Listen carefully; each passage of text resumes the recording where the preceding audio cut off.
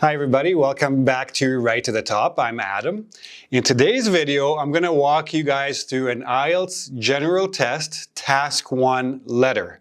I'm going to show you the task, show you how to read it, how to understand what you need to do, how to approach it, what are the key points you're going to be focused on, and then I'm going to walk you through each paragraph from opening to introduction, body, and closing, okay? And I'll show you all the little details that go into each part of this letter. So let's start by looking at the task. Write a letter to your local city council to tell them that the street you are living in has many potholes. Potholes are like little holes in the ground that happen from too much traffic, or in wintertime in some countries this happens. So there are holes in the ground, in the street. In your letter, you should say, there's always going to be 3 things. In this case, why this may have happened, like why are there potholes, what problems it is causing, this situation, and what your suggestions are to handle this situation. So right away, there are certain things you need to do before you start writing. You need to assess the tone and therefore the greeting and the closing. The tone basically means formal, semi-formal, or casual. In this case, you're writing to your local city council, basically like a little government group. You don't know these people, you're a stranger to them. You're going to write a formal letter. So that's your tone right away. You're going to have to address all 3 points. So make sure that you create a background scenario. So this is where a lot of people have a problem with a general letter, with a general IELTS letter. You have to have a little bit of imagination. You do need to add some details to the story in order to create a story. So this takes a little bit of practice. The best thing you can do is get a whole bunch of tasks and start practicing making up situations around the things you're going to need to do. Start building up that imagination so you can access it quickly during the test. But at the same time, don't overcomplicate things. Don't give too many details and go off on a tangent. Give 1 or 2 to explain what's going on, have a bit of a scene around your story, and then get to the points right away. And always consider what you want your reader to do.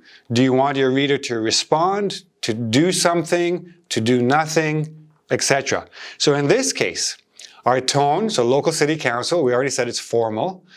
Always think about the purpose. Why are you writing this letter? So you're writing to tell them something, so to inform them about something, an action needed, but you don't need them to write back to you or to call you or to do anything directly to you. You just want them to take some action, as we'll see. Why this may have happened. Again, make up something, but make it a little bit believable. So maybe there's construction vehicles. There's a new shopping mall being built. The trucks are driving by on the street and making potholes. What problems? Well, when cars drive on these holes, it damages their shocks or other parts of the car. And it could be very dangerous if kids are playing on the street. Okay, so these are your 2 main ideas. And suggestions. Come and fill up the holes. That's the easiest suggestion to do. You have a hole, fill it. And maybe tell the trucks to go a different way. So very generally, don't get too deep into your plan. Have points. Don't write sentences, keywords, so that you can think about them when you're writing your sentences in the letter. Okay? Let's get into the letter.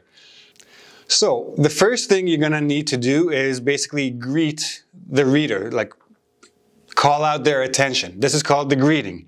So what you want to do, because this is a formal letter, you don't know their names, you don't know who will be reading this, just make it a very general, dear sirs and or madams. You could say dear sir and or madam without the S, but usually a council has many people on it, not 1 or 2 people. So you're going to make it plural.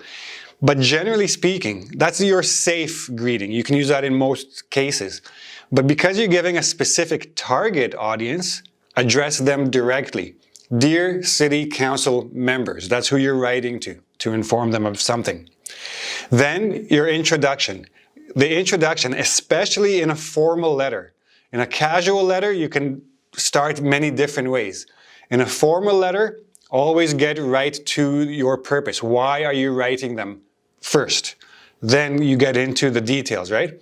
I'm writing to inform you of a serious traffic situation in my neighborhood. So here's a problem. I want to let you know about a problem. The street I live on, Main Street, make up a name, is full of potholes. Here is the actual problem.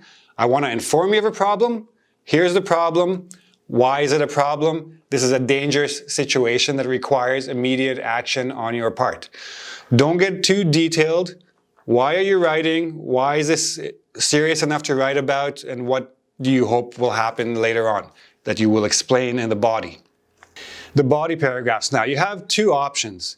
One, you can write a paragraph for each bullet point. In this case, I did that. I have 3 paragraphs for 3 bullet points. Or you can try to have 2 body paragraphs and at least 2 of the points you can combine together.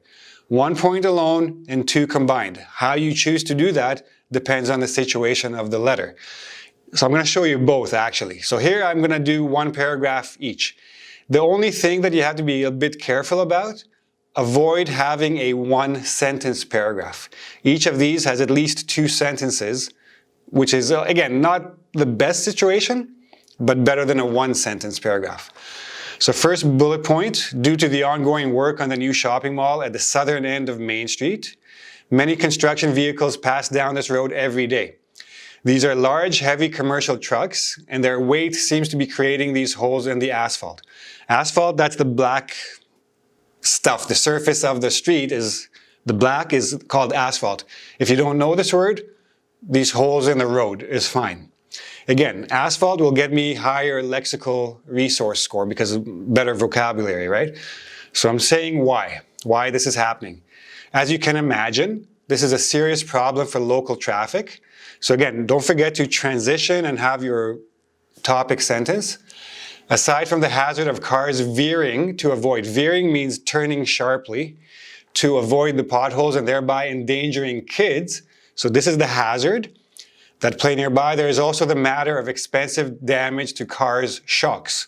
So the things that make that, when you hit a bump, you don't go, it's not too hard, the shocks. So 2 problems, and here they are.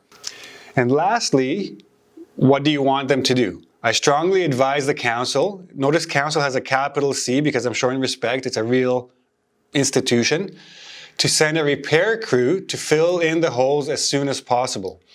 Moreover, it would be a good idea to find an alternate path for these vehicles to reach the construction site. Why? What problems? Suggestions, each one with its own paragraph. Notice I provide little details to make the story like a believable story. So if somebody is reading this letter, they might think this is actually a real situation. That's what they want to see in your letter. Plus, better vocabulary, some variety of vocabulary, as much as you can, have some different sentence structures for grammar points. But the key is answer the task bullet points and do what they're asking you to do. So that's my body.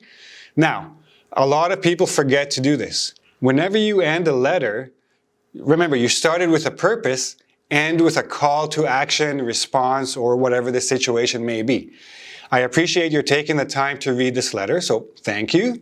I hope to see your response on Main Street soon. So don't call me, don't write me back.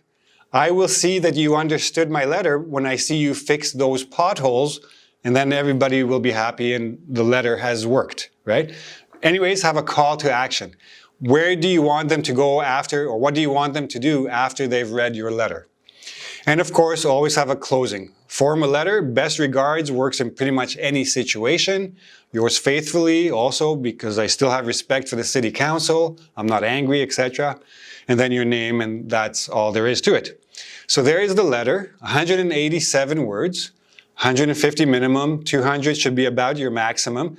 There's no real maximum, but once you're over 200, you're probably writing too much that you don't need to. Now, if you want to see how I combined, I have another letter with only 2 body paragraphs. I have your same introduction, same first paragraph. I combined the second 2 paragraphs into 1. And by doing this, I actually made my letter a little bit shorter, 12 fewer words. But it works the exact same way. So If you want, you can press pause on your video player and read that carefully, see the changes, etc. So, I hope this was helpful. If you have any questions about the general test, the general writing test for IELTS, you can ask me below in the comment section.